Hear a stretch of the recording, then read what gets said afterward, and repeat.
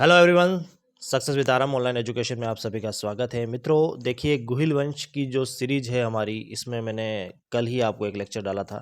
डूंगरपुर के गुहिल वंश बहुत अच्छे से कवर किया है।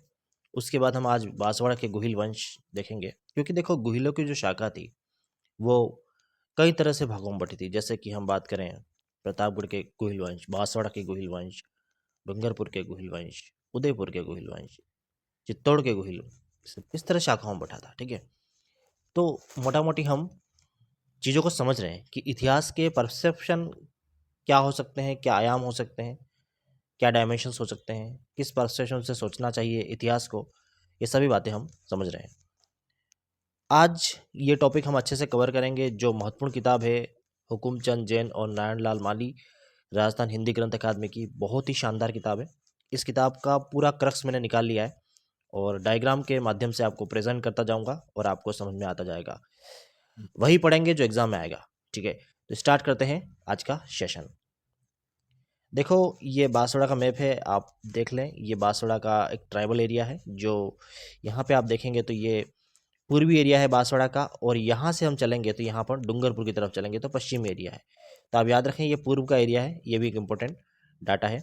अब देखो, जब खानवा का युद्ध हुआ था, उदय सिंह जी तो मर गए थे। मैंने आपको पिछले लेक्चर में ही बताया था, उदय सिंह जो कि डूंगरपुर के शासक थे, है ना, वागड़ के शासक थे, वो मर गए थे। उस वीर गति को प्राप्त हुए थे उसमें। अब ऐसी कंडीशन हो गई कि भाई अब दो अलग अलग राज्यों में बंटना स्वाभाविक था वागड़ का। पहली बात ये समझे कि उदय सिंह अपने जीते जी ही कई बार फैसला ले चुके थे कि भाई हमें वागड़ को दो भागों में डिवाइड करना है। पहला भाग होगा, पूर्व का भाग होगा, जो जगपाल को दिया जाएगा, जो उनका पुत्र था, और पश्चिम भाग है जो वो पृथ्वीराज को दिया जाएगा, उनका दूसरा पुत्र था। दोनों पुत्रों में बांट दिया था वागड़ को। यहाँ तक आप समझ चुके होंगे। ठीक है, अब आगे देखते हैं उदय सिंह के बारे में। तो उदय सिंह, देखो, यहाँ से खानवा का वॉर हुआ था और उदय सिंह को वीरगति को प्राप्त हुई थी और केसरिया हो गए थे। ये पहली बात, ये जान ले। फिर राज्य का विभाजन हमने देखा कि पूर्व से पश्चिम की ओर दो भागों में डिवाइड हो गया था वागड़। यहाँ पे पूर्वी भाग को हमने बांसवाड़ा कहा और पश्चिम भाग को हमने क्या कहा, डूंगरपुर कहा। यहाँ तक आप समझे होंगे।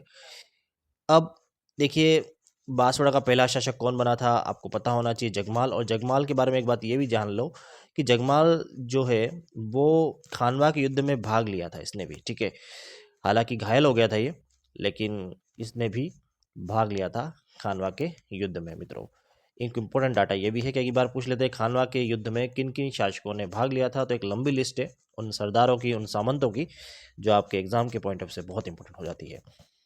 अब देखते हैं दोस्तों कि एक शासक हुए बांसवाड़ा के जिनका नाम था महारावल प्रताप सिंह। ठीक है, इनके बारे में सिर्फ इतना जानना है आपको कि अकबर की अधीनता इन्होंने स्वीकार कर ली थी। क्या की थी? अकबर की अधीनता इन्होंने स्वीकार कर ली थी। महारावल प्रताप सिंह ने कब की थी? 1576 में। याद रखें, 1576 में इन्होंने अकबर की अधीनता स्वीकार कर ली थी। यहाँ तक आप समझ चुके होंगे इतिहास के पर्सपेक्टिव से। अब देखो, एक राजा और हुए जिनका नाम था बांसवाड़ा के महारावल समर सिंह। और समर सिंह के बारे में सिर्फ इतना ध्यान रखना है कि महारावल समर सिंह ने 1617 ईस्वी में मांडू में जहांगीर से भेंट करके बांसवाड़ा मुगल संबंधों को दृढ़ किया था। क्या किया था? बांसवाड़ा मुगल संबंधों को इन्होंने दृढ़ किया था। किससे? जहांगीर से भेंट की थी। कहाँ पे की थी? मांडू में की थी। और बहुत इंपॉर्टेंट है ये टाइम लाइन, 1617। ठीक है, इसके बाद हम बात करें, क्योंकि ये जो बांसवाड़ा की जो परिस्थिति थी वो काफ़ी कॉन्फ्लिक्ट वाली थी, क्योंकि मेवाड़ से इनकी बन नहीं रही थी और मुगलों से ये जुड़ने की कोशिश कर रहे थे, और मेवाड़ इस पे कहीं न कहीं रुष्ट हो रहा था, उनसे गुस्सा था। तो कहीं न कहीं ये इनकी खिचड़ी पक रही थी। ऐसी कंडीशन में मेवाड़ मुगल संघर्ष जब हुआ, तो उस कंडीशन में इन्होंने, बांसवाड़ा ने क्या किया कि मेवाड़ के साथ ना जाकर मुगलों का कहीं न कहीं साथ दिया, और कहीं न कहीं इनडायरेक्टली डायरेक्टली ये कोशिश कर रहे थे। ठीक है, तो इस परसेप्शन से इसे समझा जा सकता है। और बांसवाड़ा जो था वो, एक बात याद रखें कि कई बार इंडिपेंडेंटली सोचने जैसा राज्य नहीं था, और हमेशा इन्होंने ब्रिटेन के आते हुए ब्रिटेन का साथ दे दिया और मुगलों के आते हुए मुगलों का साथ दिया। तो इस तरह की बातें यहाँ पे हुई थी। अब देखिए, एक और याद रखें, एक आगे की बात करते हैं, औरंगजेब का फरमान क्या था। तो औरंगजेब ने अपने शासन के प्रारंभ में मेवाड़ का बांसवाड़ा पर अधिकार स्वीकार कर लिया था। ठीक है, तो शुरू में तो कहा कि भाई मेवाड़ बांसवाड़ा के अंतर्गत है, औरंगजेब ने मान लिया कि मेवाड़ बांसवाड़ा में आता है, मतलब बांसवाड़ा मेवाड़ के अंतर्गत आता है, ये मान लिया था औरंगजेब ने। लेकिन एक बात हुई कि जब मेवाड़ मुगल संघर्ष हुआ, जो टाइम लाइन है इसकी 1679 से 1679 से 1881 तक का जो टाइम पीरियड था, उस समय औरंगजेब ने कुशल सिंह के नाम का एक फरमान जारी कर दिया। ठीक है, क्या जारी किया? कुशल सिंह, और कुशल सिंह ने ही कुशलगढ़ बसाया था, ये भी याद रखें। तो औरंगजेब ने कुशल सिंह के नाम का फरमान जारी कर दिया। ऐसी कंडीशन में बांसवाड़ा को पूरा मेवाड़ से अलग कर दिया गया और कहीं न कहीं कुशल सिंह ने अपना वर्चस्व स्थापित किया था, ये भी आप याद रखें। बांसवाड़ा पर मेवाड़ ने बहुत बार हमले किए। देखो ये टाइम लाइन यहाँ देख रहे हैं आप, इतनी बार हमले किए थे। 1578 में किया इन्होंने, फिर उन्होंने 1669 में किया, फिर 1691 में किया, 1782 में किया, 1717 में किया, फिर आप याद रखें 1727 में किया, 1794 में किया। इन सब समय मेवाड़ ने बांसवाड़ा पर हमला किया था। ठीक है, अब एक राजा हुए बांसवाड़ा के, जिनका नाम था महारावल विशन सिंह या विश्व सिंह कहते थे इनको, तो विशन सिंह आप याद रखें, विशन सिंह कहते थे इनको, विशन सिंह। थोड़ा सा ये टाइपिंग मिस्टेक है, तो विशन सिंह ही याद रखें। 1728 में इन्होंने मराठों को खिराज देना स्वीकार किया था। खिराज एक तरह का टैक्स था, वो देना स्वीकार किया था इन्होंने। और एक राजा हुए जिनका नाम था महारावल उमेश सिंह।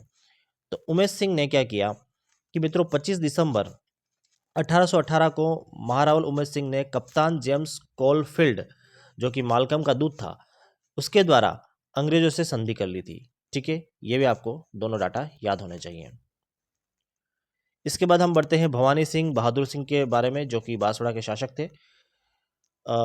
बात करते हैं महारावल जो भवानी सिंह थे, उनका टाइम लाइन तो आपको याद रखनी हो तो देखिए 1819 में लेकर 1938 तक, 1838 तक का टाइम पीरियड था इसमें इनका, भवानी सिंह का।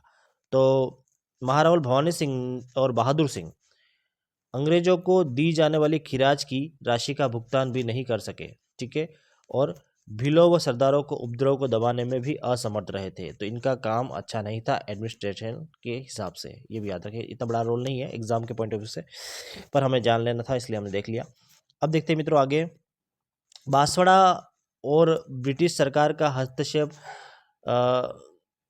की बात करें तो यहाँ पर ब्रिटिश सरकार का हस्तक्षेप दिन दिन बढ़ता जा रहा था। ठीक है, और यहाँ पे लक्ष्मण सिंह का जो विवाद है वो हमें देखने को मिलेगा कि लक्ष्मण सिंह का जो सीमा विवाद था, किसको लेकर था सीमा विवाद? यहाँ पर बेणेश्वर धाम को लेकर था। बेणेश्वर मंदिर क्षेत्र की जो भूमि थी उसको लेकर एक तनाव बढ़ गया था दोनों में।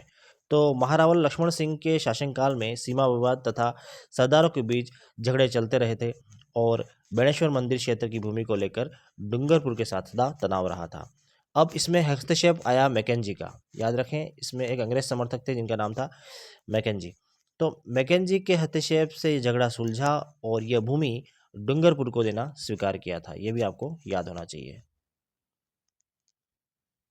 मित्रों आगे देखते हैं और इतिहास के पर्सपेक्टिव से और क्या जान सकते हैं इस गुहिल वंश के बारे में। तो यहाँ पर एक बात और ध्यान रखें कि मैकेंजी ने जो हस्तक्षेप किया था, झगड़ा सुलझा, डूंगरपुर को जो भूमि मिल गई। फिर इसके बाद आगे की कहानी देखते हैं कि 1857 की क्रांति के समय महारावल लक्ष्मण सिंह बांसवाड़ा का शासक था। ये भी आपको याद रखना। मैंने पहले बताया था कि डूंगरपुर का शासक कौन था, आपको पता होना चाहिए। आपने नहीं देखा वीडियो तो जरूर देखें, 1857 की क्रांति के समय। और अभी यहाँ देखें तो लक्ष्मण सिंह ये डूंगरपुर का शासक था। ठीक है, तो याद रखें लक्ष्मण सिंह थे डूंगरपुर के शासक। एक इंपॉर्टेंट डाटा एक ये भी हो गया। हालांकि ये जो लक्ष्मण सिंह था बिल्कुल अंग्रेजों का भक्त था और ब्रिटेन की पूरी हुकूमत की गुलामी के रूप में अपनी सत्ता संभाल रहा था। तो कहीं ना कहीं ये लक्ष्मण सिंह उस समय 1857 की क्रांति का शासक था और 1899 और 1900 की ईस्वी के समय अकाल के दौरान शासनाधिकार महारावल से लेकर पॉलिटिकल एजेंट के सुपुर्द कर दिया गया था। तो इन पे संभला नहीं इनसे शासन, और ये अकाल के समय इन्होंने पॉलिटिकल एजेंट को शासन सौंप दिया था। अब एक इम्पोर्टेंट राजा है बांसवाड़ा के, जिनका नाम है शंभू सिंह। 1905 से लेकर 1913 तक का टाइमलाइन है इनकी, और ये योग्य नहीं थे, ये बात तो बिल्कुल सही है। कभी इतिहास में नाम भी नहीं सुना होगा आपने इनका। और इनकी जो तत्कालीन परिस्थिति को संभाल पाता ऐसा नहीं थे ये, और पॉलिटिकल एजेंट द्वारा इसको संचालित कर रहे थे इनके शासन को। तो यहाँ तक इनका इतना ही रोल है शंभू सिंह के बारे में। अब एक शासक हुए बांसवाड़ा के पृथ्वी सिंह, ठीक है, उन्होंने पृथ्वी क्लब भी बसाया है, बांसवाड़ा में एक पृथ्वी क्लब है, उसको इन्होंने ही बसाया है, ठीक है। तो याद रखें कि पृथ्वी सिंह का जो टाइमलाइन था 1913 से लेकर 1944 का टाइमलाइन था, और इन्होंने क्या किया था, मेयो कॉलेज से एजुकेशन ली थी, अजमेर का जो मेयो कॉलेज है वहाँ से एजुकेशन ली थी, और अपने जब ये प्रिंस थे युवराज काल में ही बांसवाड़ा की सेना के साथ मानगढ़ पहाड़ी पर आक्रमण किया था और गुरु गोविंद को गिरफ्तार भी किया था। ये बहुत इंपॉर्टेंट डाटा है। गुरु गोविंद को गिरफ्तार करने वाला कौन व्यक्ति था? बांसवाड़ा का शासक, छोटे प्रिंस थे, उनका नाम था पृथ्वी सिंह, और इन्होंने गुरु गोविंद को गिरफ्तार कर लिया था मानगढ़ पहाड़ी पर जो उपद्रव बचा था भीलों के द्वारा, उसको दबाने के लिए। इससे बांसवाड़ा राज्य के भवनों के निर्माण के लिए भी इन्होंने काम किया। देखो इसमें बात करें तो एक बात करें किंग जॉर्ज फिफ्थ स्कूल बनाई इन्होंने। फिर हम बात करें कि इसके अलावा इन्होंने जो आज कागदी पिकअप कहते हैं जिसको, वो कर्जन वाइली के नाम से वाइली ब्रिज रखा उसका नाम, ठीक है। यहाँ तक आपने समझा होगा। एक शासक हुए इनके बारे में और जान लो, इनके बारे में ये देख लो कि एक शासक हुए जिनका नाम था चंद्रवीर सिंह, जो कि बांसवाड़ा के गुहिल वंश के अंतिम शासक थे, चंद्रवीर सिंह, ठीक है। याद रखना, चंद्रवीर सिंह जो थे बांसवाड़ा के गुहिल वंश के अंतिम शासक थे चंद्रवीर सिंह। और चंद्रवीर सिंह ने कहा था, बहुत बड़ा स्टेटमेंट है, हमेशा परीक्षाओं में पूछा जाता है, कि संयुक्त राजस्थान के विलय पत्र पर हस्ताक्षर करते हुए उन्होंने कहा था कि मैं अपने मृत्यु दस्तावेज पर हस्ताक्षर कर रहा हूँ, मतलब मैं अपने डेथ वारंट पर हस्ताक्षर कर रहा हूँ, इस पीड़ा के साथ उन्होंने साइन किए थे। तो देखिए मित्रों, बांसवाड़ा की पूरे जो भी एम्पायर थे, और इस एम्पायर में हमने देखा कि जो शासकों की क्रोनोलॉजी है उसको अच्छे से कवर किया है। आपको ये वीडियो कैसा लगा ज़रूर हमें कमेंट में लिखिए, और लाइक करना ना भूलिए, शेयर करना ना भूलिए, और सब्सक्राइब करना ना भूलिए मित्रों। सबसे पहले आपको कहूँगा सब्सक्राइब करिए। Thank you for watching me.